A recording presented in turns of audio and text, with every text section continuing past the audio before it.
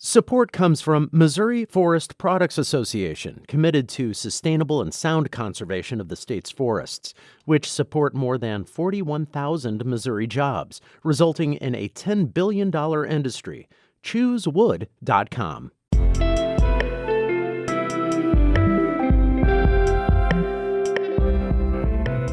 From the St. Louis Public Radio newsroom, this is The Gateway. It's Tuesday, August 20th. I'm Rachel Littman. Ahead, North Main Street in St. Charles has seen a new liquor law, more police presence, and 3 bars close in the past year and a half. These changes seem to mean less crime for the area, but along with that comes smaller crowds and less business. Bar owners are calling for the law to be changed again. Here's the 3 words that we want out of any new liquor laws. Historic downtown district. Just write new laws for the entire city of St. Charles. St. Louis Public Radio's Nicholas Tellup will tell us what bar owners want and what City Hall might do. But first, the news. The state of Missouri has received more than 2,100 applications from businesses who want to participate in the medical marijuana program. The window to submit applications closed yesterday at 4:30 p.m. That was an extension of the original deadline, which was Saturday at midnight.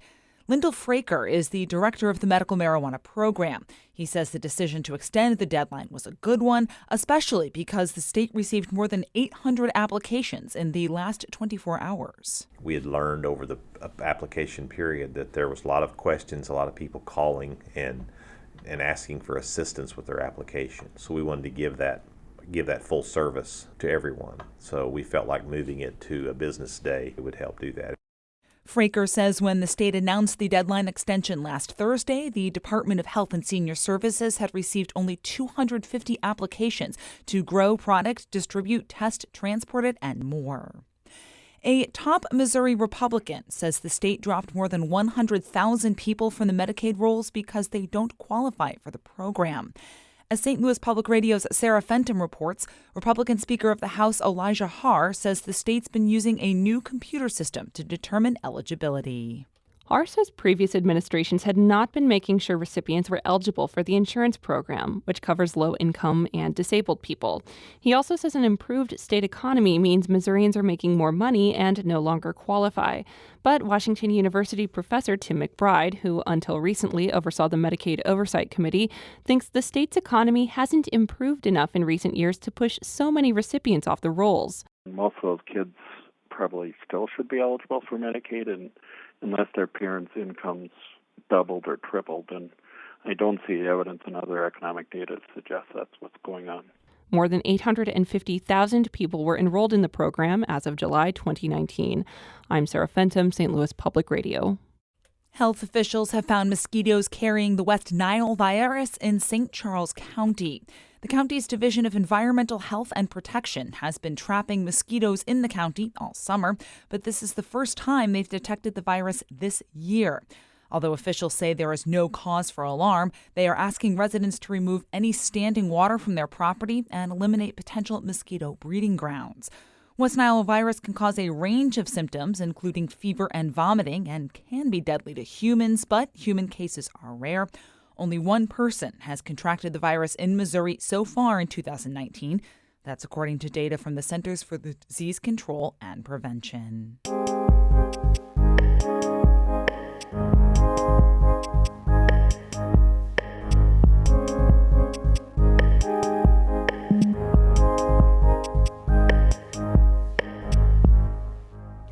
Main Street in St. Charles is seeing less crime after incidents in recent years led to a new liquor ordinance. But the drop in crime corresponds with a big drop in business. St. Louis Public Radio's Nicholas Tellup reports bar owners want the liquor law to change again. Friday night seems busy on North Main Street in St. Charles, but Eric Sohn says there aren't nearly as many people as there used to be. The main thing down here right now is the crowds are just a lot smaller, you know. This time last year, you'd have 3,000 people down here on a Friday, and tonight, you know, between all the bars, there's maybe 500 or 600 people down here. Sohn is the general manager of Quintessential Dining and Nightlife, one of more than a dozen bars and restaurants on these 3 blocks in St. Charles' historic downtown district. After a few crimes on Main Street gained attention, the City Council passed a new liquor law last fall. It went into effect in January. The law includes special rules for the historic downtown district, and bar owners say they're cutting into business and want them changed. Only in this district do bars have to sell a minimum amount of food each year to keep their liquor license. Under the old law, the minimum was $200,000. But the new law mandates at least 50% of sales revenue must come from food. Sohn says that could hurt bars with smaller kitchens who rely on more profitable alcohol sales. Another bar owner, Tony Bethman of Tony's on Main, objects to laws that only apply to the district. Here's the three words that we want out of any new liquor laws: historic downtown district. Just write new laws for the entire city of St. Charles. Parts of the law do apply citywide. There's a new point system for all liquor licenses. Various violations, like serving a minor, result in punitive points. 6.5 points means the city can revoke the license. The new law also creates a liquor commission made up of the police chief and other city employees to which businesses can appeal. Something else changed last year. In the spring, the St. Charles Police Department started assigning a detail specifically to patrol North Main Street on Friday and Saturday nights to address concerns about violence. Officer Jordan Exum, one of 4 officers assigned to the detail, says police have developed cooperative relationships with bar owners. Everywhere we go, we know a business owner or employee, so if we have a problem, we know somebody by first and last name in most places that we can go to and be like, hey, this is something that you guys need to address, and most of the time they fix it without us even having to say anything again. And it seems to be working. Department statistics show reported incidents have dropped by more than half in the first 6 months of 2019 compared to the same time frame last year, from over 300 to 143. Exum says there's significantly less drug crime and virtually no trouble with guns. Bethman says the change is visible. Well, look at these flowers I got. I got $1,000 worth of flowers out front. Those would have been vandalized in a week 2 years ago. Those wouldn't have made it over a weekend. Police and bar owners point to another change that has helped reduce violence. 3 popular bars closed in January when the new liquor law took effect. Billy Beanie used to be a bouncer at Bobby's Place, one of the 3 shuttered bars. He says Bobby's Place didn't attract a bad crowd, just a big one. I feel like the reason we have more incidents is just because we were one of the most popular bars on the streets. I mean, whenever you have a lot of people at your bar, the chance of something bad happening goes up. The drop in crime and the possible impact on business has not gone unnoticed by City Hall. St. Charles City Council member Mary Ann Ohms represents the 1st Ward, which includes North Main Street. She thinks the 50-50 limit is too restrictive.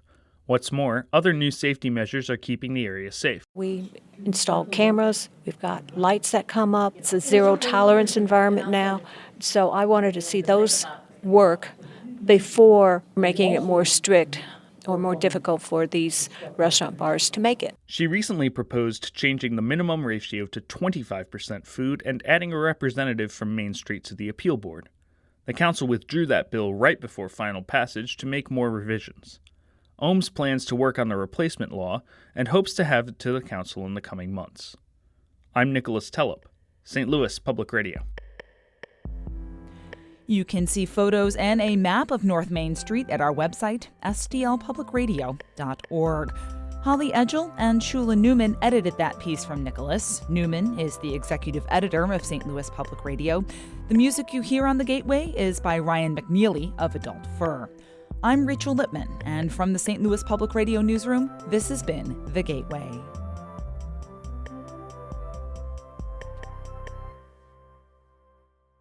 Support comes from the Missouri Forest Products Association. Missouri produces wood pallets, railroad ties, white oak barrels, hardwood floors, and more. Details on the variety of products made in the state are at choosewood.com.